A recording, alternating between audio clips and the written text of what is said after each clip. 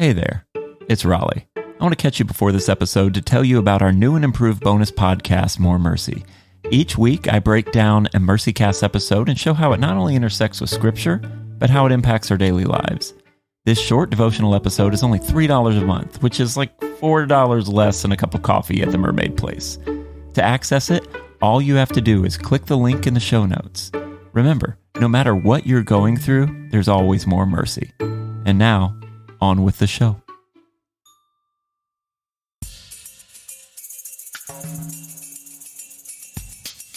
Welcome to the MercyCast, where we're learning the art of compassion through the adversity of life. I'm your host, Raleigh Sadler. It's December 27th. Christmas was 2 days ago. And if you went back home for Christmas, you're still with your family. Some of you had family come in this year. Some of you are dealing with all sorts of things that you couldn't have possibly prepared for. See, Christmas is not always the joyous season that people say it is. Because as soon as Christmas is over, now you're looking down a barrel of New Year's. Now you have to be better than you were in the year previous. Whatever hang-up you had, whatever struggle you had, now you have to be resolute. You need to make new resolutions and change the things that you hate about yourself because it's a new year. Well, this mingling of the old and the new doesn't always bring peace, even though the whole point of Christmas is to celebrate peace on earth, the arrival of Jesus, the King who's come to fix the broken world. But in the holidays, sometimes we just sit there, stuck in brokenness, wondering why, dealing with depression, frustrated. Today, I am joined by someone that you may remember. Her name is Krista McDunn. She's a licensed professional counselor, and this is her second time being on the MercyCast. Krista, welcome to the MercyCast again. Thank you. It's great to be back. Thanks for having me back. Absolutely.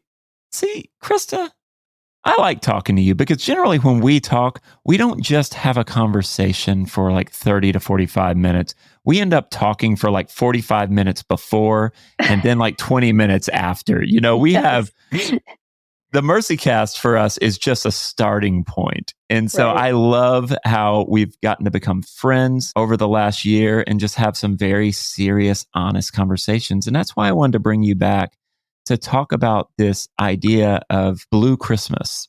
This idea where we experience depression or we go into funks when we really should be happy because everything we're seeing on TV is telling us to be happy. Everything we're listening to on the radio is telling us to be happy. Every store we walk into, the marketing is designed around our happiness, and something about that can bring us down. And so as we start, I want to know, what's your favorite sad Christmas movie or sad Christmas song?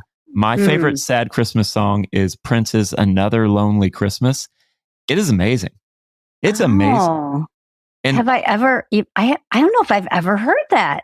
Well, my Christmas mixes have these songs on them that, they're just kind of bummers and they're beautiful for that. You know, it's like another song that's on there is called Grateful for Christmas by Hayes Carl. And it's a song about how as a kid, he was grateful because he got to see the family. But over the years, most of the family have died. And now he's just grateful to be with the last remaining family members.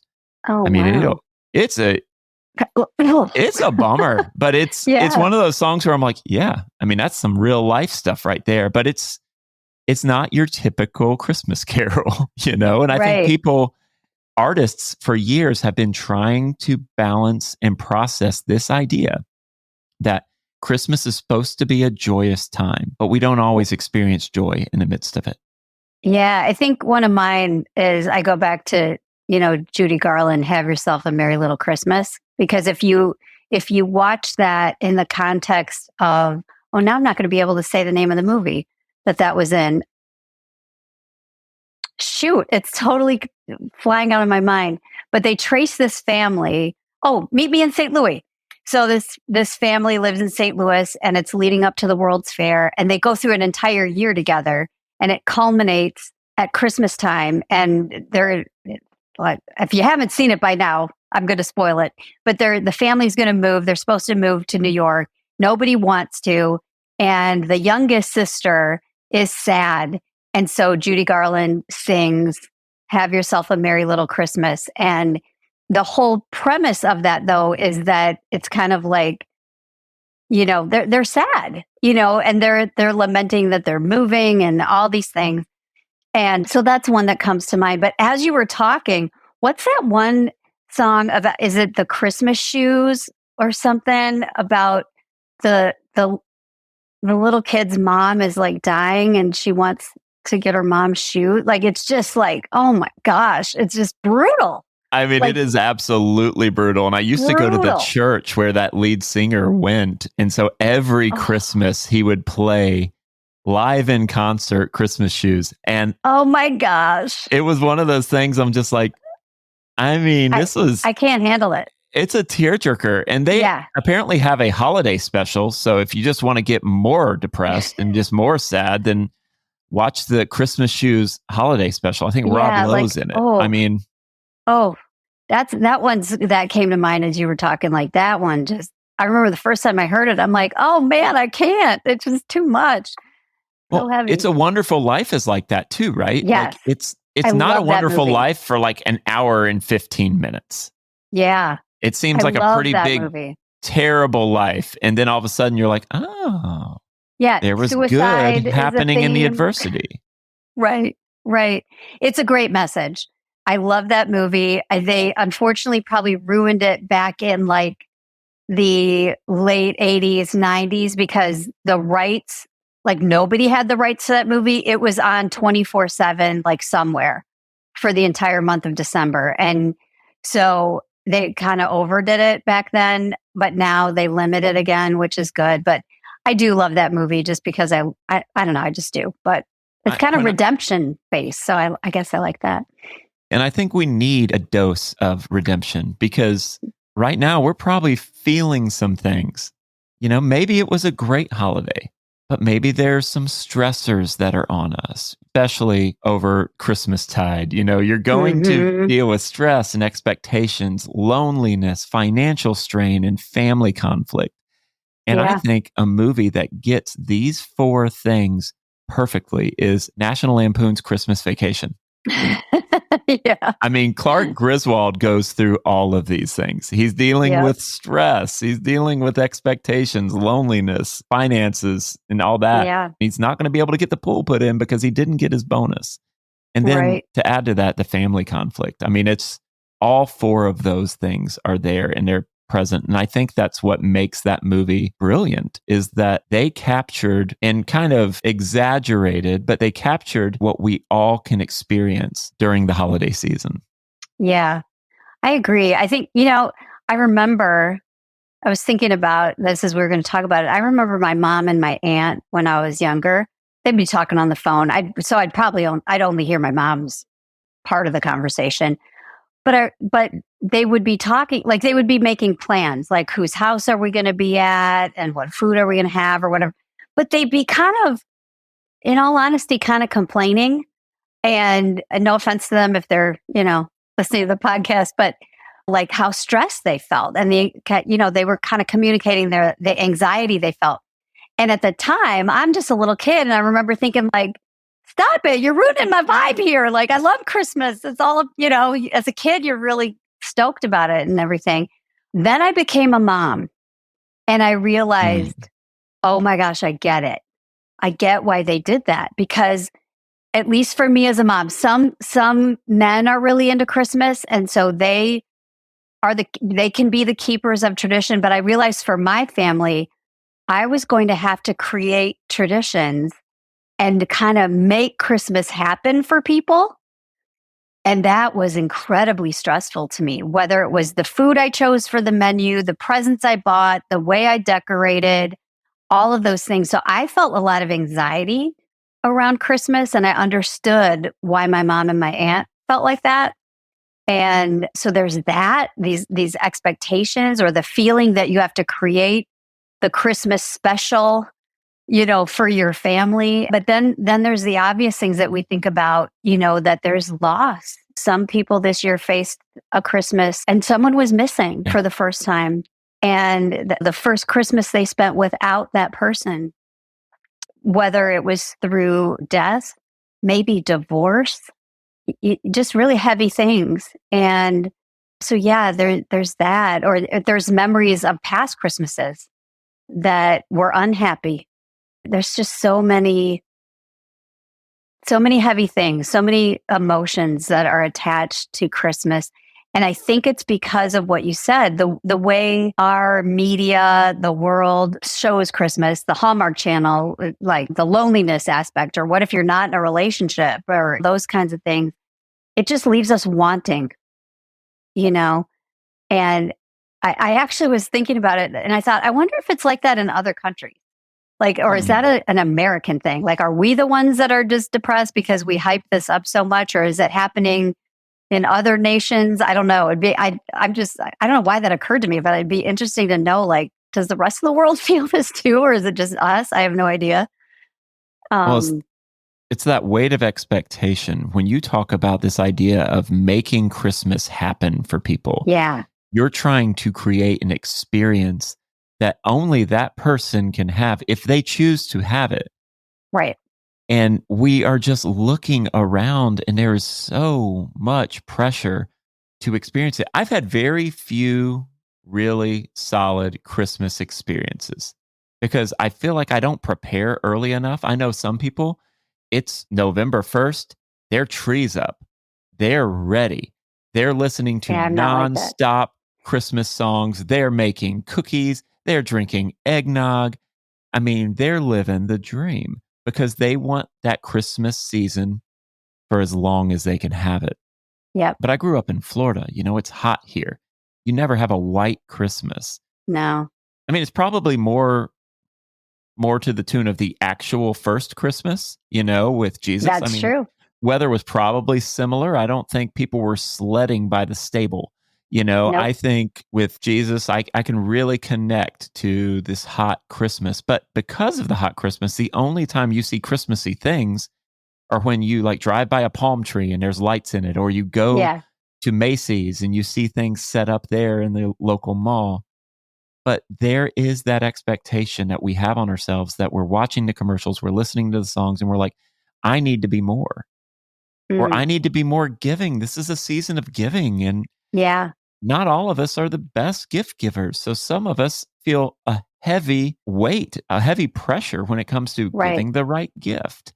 And then some of us, we're sitting there with family members that we do not know well. They haven't talked to us since we were 5. And the only memories they have of us are from when we were 5. And so they keep bringing up that time that you tried to ride the dog and you ended up breaking its back. And not that I did that, because we Right. always had strong dogs and I was a very, very, very, very slender child. But that said, there's always that thing that can come up when these random family members who we just do not know well come back and say, it's Christmas time. And you're just like, great. Even the ones we do know well, that can happen with. And before we started recording, we were talking about boundaries a little bit. And the boundary issues come up. Like if you're the youngest in your family, but you might be 40, but you're still the baby. And Right. it's just like, oh my gosh, really? That kind of stuff is hard to take. So yeah, it's complicated. It's just really, really complicated. How would you navigate family conflict during the holiday season? It's a great question. Whether it's family conflict or even issues of loss and things like that, you really have to kind of be gentle with yourself, I think. I don't mean that in like overly so, but particularly, let's say for a loss. Like I would recommend that people try to engage, if you get invited to the Christmas parties or the things like that, whether they're family gatherings, work gatherings, things like that, to be a part of those if you can. But also if that day, or during that day, you're like, I've intended to go and I just can't, or even New Year's Eve stuff that's coming up and those kinds of things. If you just can't do it and you're like, what, I just can't, that's okay too. But as far as family conflict, I think having good boundaries is really important. And in some ways, being able to extend grace to people is obviously good. But there's times where it's just really, it can be really like the boundary crossing is just really bad. And so you are free to leave too. I've had that happen where, we've had a good night. It was great. And then certain questions start being asked. And then it's like, well, time to go. It's great to see you. Merry Christmas. We're heading out. Yeah, you're not under contract. You don't have to stay there longer than you want to. Exactly. And you're not a bad person if you step away. Just be like, hey, I'm getting tired. Yep. And even if you don't leave, give yourself breaks during the time that you're with people. And there were times there where I would do that. Like if I were hosting, there were times where I ran up to our bedroom for 15 minutes just to get away for a few minutes because I needed a break. And nobody missed me because they were all busy talking, doing their things. And, and that's okay too.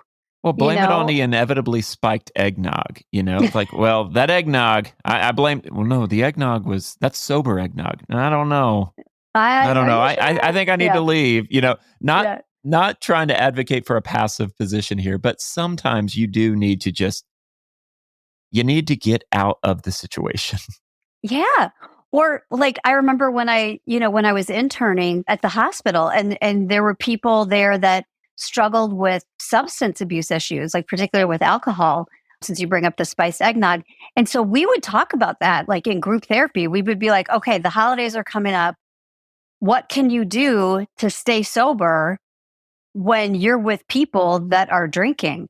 And so we would talk about like, what are some things that you can do that sound maybe passive, but they were really protective measures. So one of them was, we were like, always have a glass in your hand.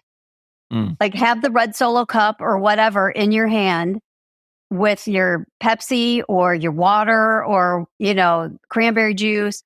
And because if people see you without a drink, they're like, let me get you a drink. And so now there's this pressure, right? And so we would coach people through that. Like, what are some behaviors that you can be doing that are going to lessen the pressure? And so even that's specific toward drinking, but you could even think of that kind of stuff. Like what kinds of things could you maybe do as you are dealing with family? And even though it's the 27th and people might be thinking like, well, I already had that. Some people are still going to have upcoming parties. You can't always be with all the family on Christmas Day. And so you may be going to a party today. It seems like Christmas week. It just kind of can continue. But yeah, so you can kind of think ahead, plan ahead a little bit and have a strategy in place of like, okay, what can I do? How long might I stay? Give yourself a time limit, and say, I'm going to stay for 90 minutes. And then if things are going well, I may choose to stay longer. But if they're not, I may choose to leave. And that's all right. Well, and with New Year's just a few days away, I mean, this is also another holiday where people get super excited. They get amped on this idea of experiencing something new. And oftentimes that translates into parties, that translates into drinking, that translates into social hour, and people are having a blast. And so for people who are really just trying to hold their sobriety, how would you help them think through approaching New Year's? Yeah, I mean, some of the things that we said, like kind of have a plan, but even decide like, do I want to do this?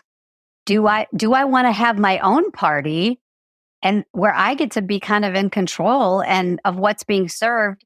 And you can evaluate kind of your friends, like, are your friends supportive of your sobriety? And if so, enlist their help. Let them know ahead of time. If you have a trusted friend, for example, that they've got your back, and just say, can you come with me to this party and just help me through it and be an encouragement to me because this is challenging for me. There's a lot of ways to do that, or be the one that brings the sparkling grape juice and that's what you can drink, or, whatever. I mean, everybody's comfort level is a little different with that kind of thing. So certainly though, if I would say to someone, if they're really, really new in their sobriety and they know that this could be challenging, you may want to consider, do I want to even go to something like that? It's kind of like, you wouldn't go to a bar and hang out because the only point of going to a bar typically is to drink. It's not necessarily a bad thing. If you realize for yourself you need to just not go, then, oh, that's okay. Don't go. Yeah, to me, that anything that someone needs to do within reason is probably fine. But I think depending on other people who are supportive of you in that is really important to at least have one person, because everybody's family cultures are different and their party cultures. Like I know people like my family, we didn't serve alcohol growing up. We just didn't. We had apple cider and, spice cider or whatever. But then I know other people that it was like, we did shots all night. Like that's how we celebrated. And so everybody's family cultures are different. And so, yeah, you kind of have to navigate that. Hopefully people will be supportive in those circumstances. But yeah, it's challenging. So we've mentioned sobriety, we've mentioned stress, we've mentioned loss, we've mentioned unmet expectations and family conflict. When I think of Christmas, like I said earlier, my Christmases are not necessarily the Christmases that you see on TV. In fact, with my family, and my mother has been unable to walk for over 20 years. And so she's, bedridden, and we make the best of it. But our Christmases have never necessarily, especially since then, been something to where we could do a lot. And so, for us, Christmas is a meal, and it's being around family, and it's watching a Christmas special or watching the most random movies you could possibly think. A couple of years ago, I went to Redbox because there's still one of those in my hometown. And I went to Redbox and I was like, my mom, right as I'm leaving, my mom says, "Don't pick anything weird like you do." That's what my mom says. And so I said, "Okay, you're going to throw me under the bus like that. Fine. Okay, whatever, Mom." So I go to the Redbox and I'm just sitting in line because, again, the Redbox is the spot. The Redbox is the spot in Cocoa, Florida. It is the place to go. And so here I am, I'm waiting in line, and I see this picture of Mel Gibson. And then I see this title, Fat Man. And it's basically an action movie about Santa Claus, like if he had basically been a mercenary or something. It was incredible. So I tweet out that I'm watching Fat Man for Christmas, and the director reaches out to me on Twitter, and he goes, "Really? You think your family's ready for a Western style Christmas movie?" Because it's basically like a Western.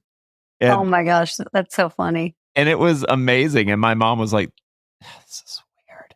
I think my dad was into it. My dad was into it.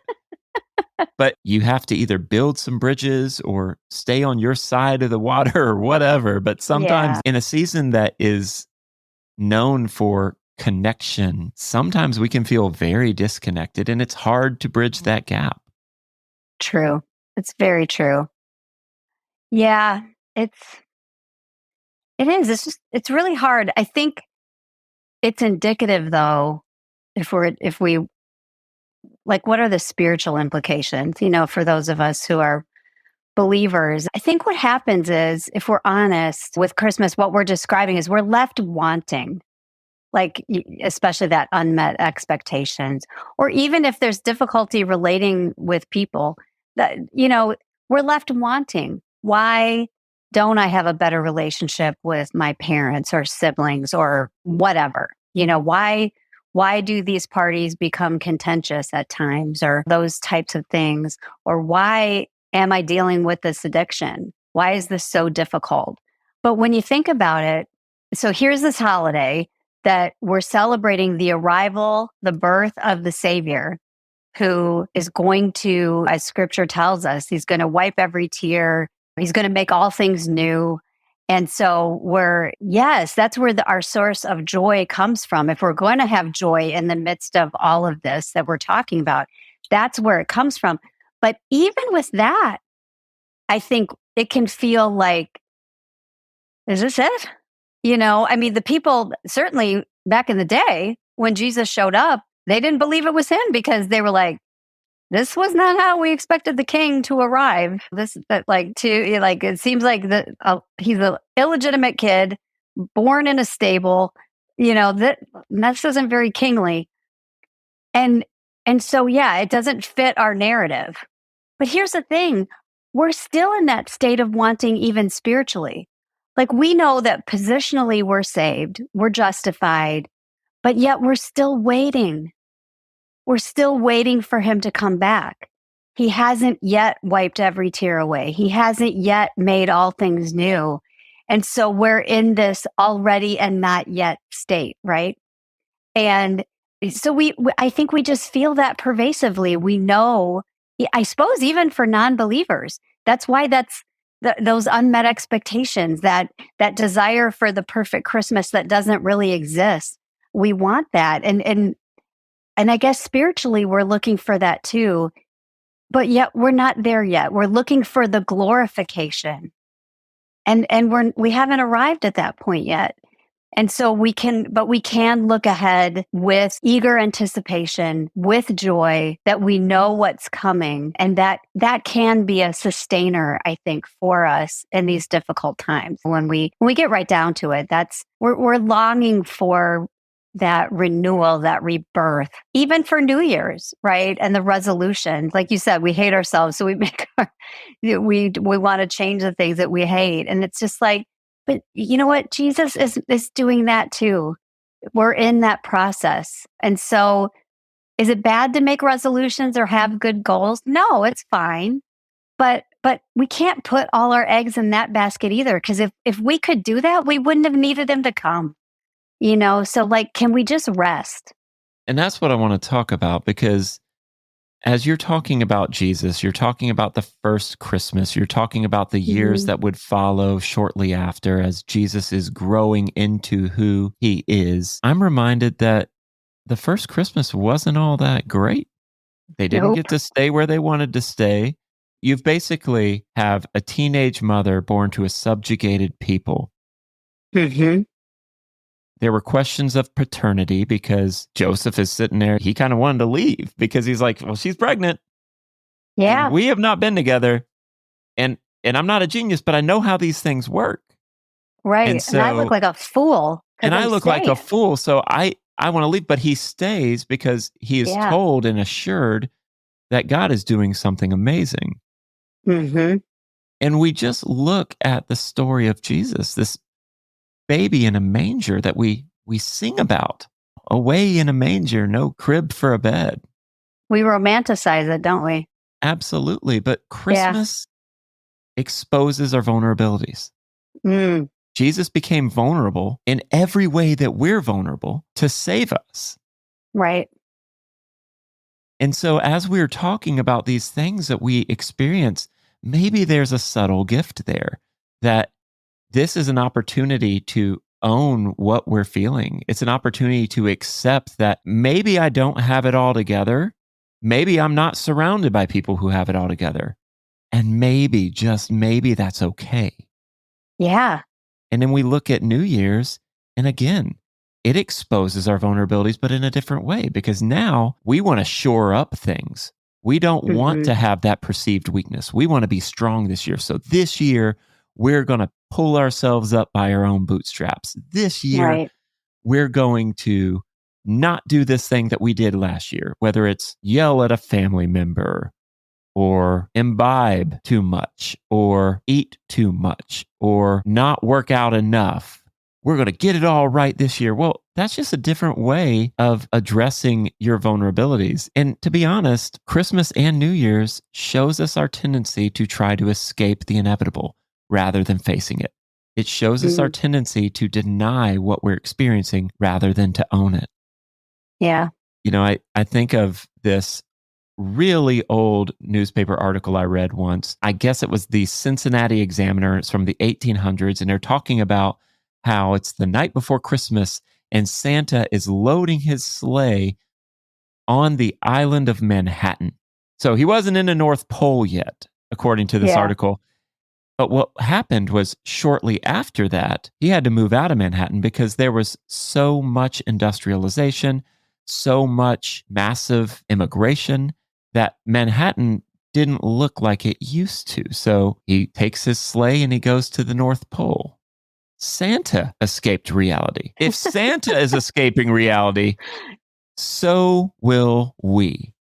Yeah. And so as we're talking about Christmas and New Year's, what are you trying to escape? What are you trying to run from? And what would it look like if you faced it? It could be a conversation at the dinner table. It could be stepping away and taking a breath. It could be just saying, you know what? This is what I'm feeling right now. And I accept that I'm feeling this. Right. I think even as you were saying that, it's some of these things that we're talking about that we struggle with at Christmas and New Year's. It's the very reason Jesus had to come.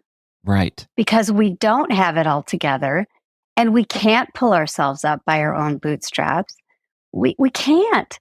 And so it's interesting that the time of the year that the one who shows up, or at least the time of the year that we chose to celebrate it, the one who shows up to rescue us from ourselves and our sin, that we get bummed out because it doesn't meet our expectations of what we thought it should be. And what if we used it to serve as a reminder, like to almost embrace those things, like you're saying? And so there's a concept in psychology, radical acceptance. So radically accept that this mess that I'm in, or the way that I'm feeling, this is why Jesus has to come. So I can feel joy at this time of year, even in the midst of my hardship, because it serves as a reminder of why he came in the first place. So you almost like flip the script a little bit. Now, the thing about radical acceptance is it doesn't mean you like it. Right. You don't have to like it. You might even seek to change it. It doesn't mean you just sit in it and you're like, well, it's hopeless. This is just the way it is. Doesn't mean that. It just means that you accept it and you stop trying to fight the fact that it is. You just are like, okay, that overused phrase, it is what it is. That's radical acceptance. To really, truly just go, yep, this is the way it is right now. So how am I going to navigate it now that it is this way? What if we did that? How, would our experience be different? Could we let go of some of those expectations that have either been foisted on us or that we've created ourselves, and just be? What would that look like? And that sounds like what Christmas is all about, because Jesus comes to a broken world and brings healing, but it doesn't look like what we expected.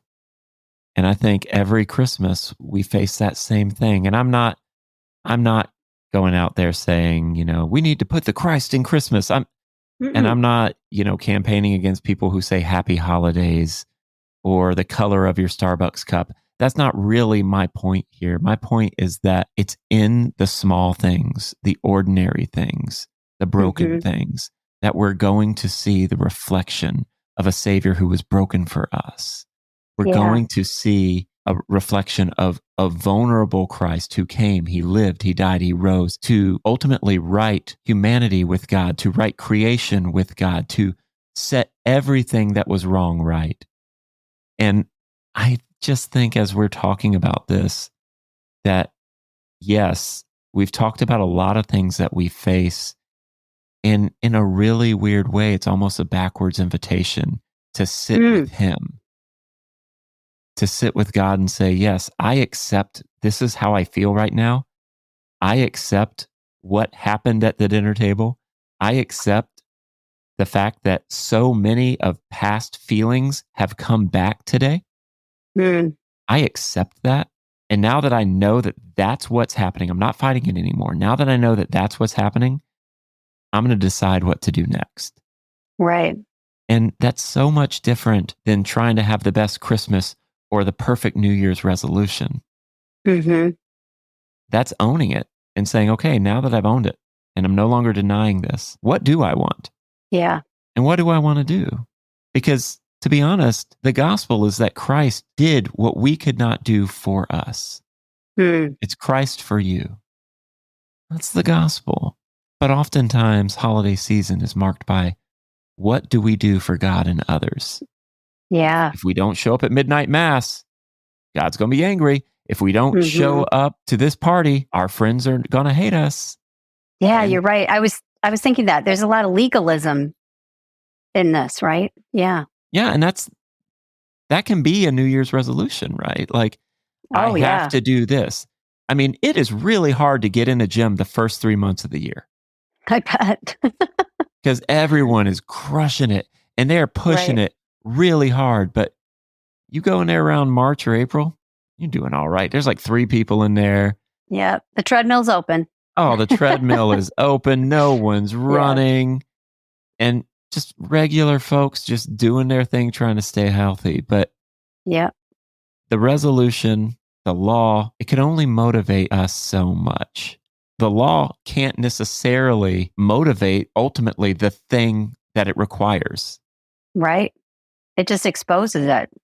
Exactly. It cannot That's motivate the perfect purpose. obedience, but perfect obedience has come in our place Right. in the person of a small child in an ancient Near Eastern town on the backside of nowhere. Right. Yeah. And that's so interesting. I never thought about Christmas, like Christmas culture, that's kind of what we're talking about, is actually very law based.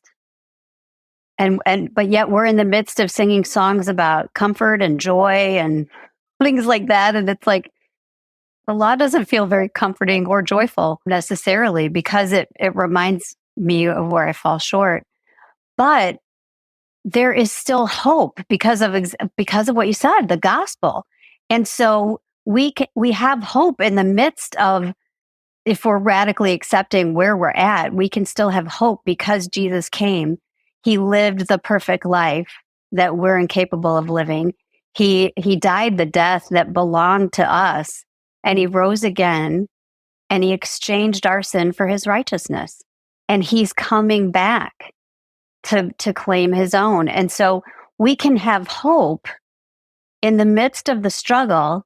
And that's where we find our joy, in that hope, not in stuff or the experiences and things like that. But it all comes back to the gospel. Well, and you mentioned the advent of Jesus into humanity, and you also mentioned Christmas culture. So I want to compare the advent of Jesus and the advent of Santa Claus. You think of the song Santa Claus is Coming to Town. You better watch out. You better not cry. You better not pout. I'm telling you why. Santa Claus is coming to town. He's making a list. He's checking it twice. He's going to find out who's naughty or nice. Santa Claus is coming to town. Now it gets weird. He sees you when you're sleeping. He knows when you're awake. He knows if you've been bad or good. So be good for goodness sake. And there's a few other verses.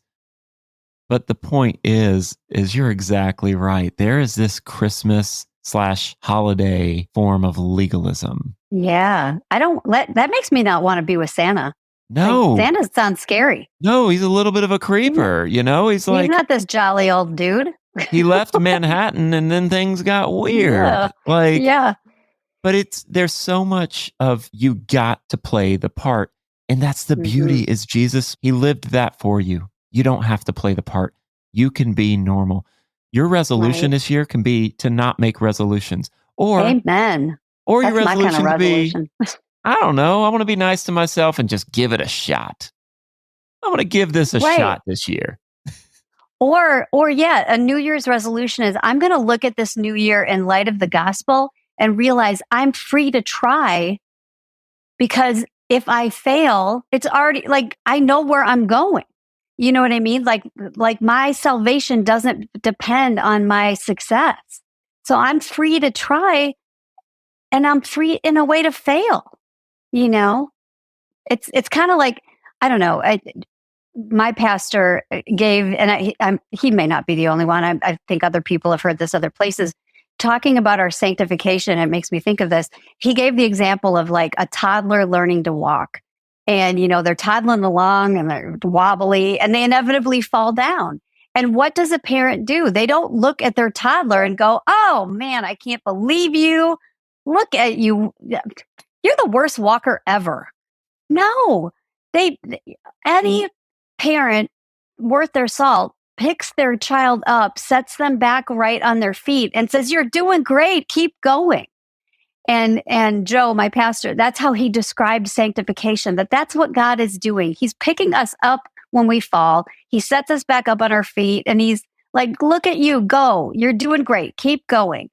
Now, are we doing it perfectly? No, we're not doing it perfectly, but we're in process and we're moving forward. And I loved that image of God being that loving Father, picking us up and gently setting us back on our feet and encouraging us. And what if we entered a new year like that?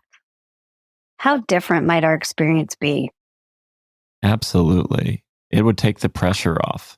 It would take the pressure off. And Krista, as we wrap up our time here, what are a couple of pieces of advice that you could give us as we're sitting in the middle of the holidays? The presents are all unwrapped. The meals are eaten. We're focusing on leftovers now, and we're just gearing up for New Year's Eve. I think, I talked about it earlier, being gentle with ourselves, I think is important. And I don't mean that in terms of like, make excuses for yourself. Not that. But I also mentioned the word rest. Can we rest? Many people, kids for sure, are off of school, and some adults, parents they take that week off between Christmas and New Year because their kids are off of school. And, can we spend that time resting and rejuvenating? And that doesn't mean, it may look like sleeping until noon. Maybe we need that. Sometimes we just do. But mentally, can we rest? Mentally, can we think about how we might approach a new year where we intentionally set aside time to rest and just things like that? Can we be and be okay with just being a bit? And again, there's a time for goals. I'm all for that. That's a good thing. But to also be okay, just not being okay. Can that be something? Or can we think about things like, how can we take care of ourselves better? Not just the typical weight loss stuff and things like that, but do I need to see a counselor this year? Is that something I need to do? What ways can I take care of myself better mentally this year? Maybe we have goals, but maybe they look different than the ones we see in the ads on TV. But yeah, I think just reevaluating our perspective could be helpful to ask yourself, am I looking at this in a legalistic way? And is that really healthy for me? Those are the things that I guess pop into my mind first and foremost. I resolve to be okay with not being okay. I resolve to be gentle with myself. I resolve to focus on my health where I can, but also know that I'll probably not knock it out of the park. Right. There's something disarming about that. There's something clean about that. There's something almost new about that because we're used to the tired, old, I've got to do it right this time. Yeah, the perfectionism, that's part of that. And this year, we can just focus on being, like you so eloquently said. Krista, thank you so much for joining us for this special holiday episode of the MercyCast. Yeah, thank you so much for having me, and have a happy new year. Have a blessed new year. If you are interested in more stories like this one, buy my book, Vulnerable Rethinking Human Trafficking. Also, if you want bonus content, you can click on the link in the show notes to access our new and improved weekly bonus podcast, More Mercy, where I dive deeper into each episode. Don't forget to hit that subscribe button and leave MercyCast a 5-star review. I want to hear from you. You can email me at info@mercycast.com. This podcast is brought to you by Let My People Go. To learn more about how you can love your most vulnerable neighbors through your own vulnerability, go to lmpg.org.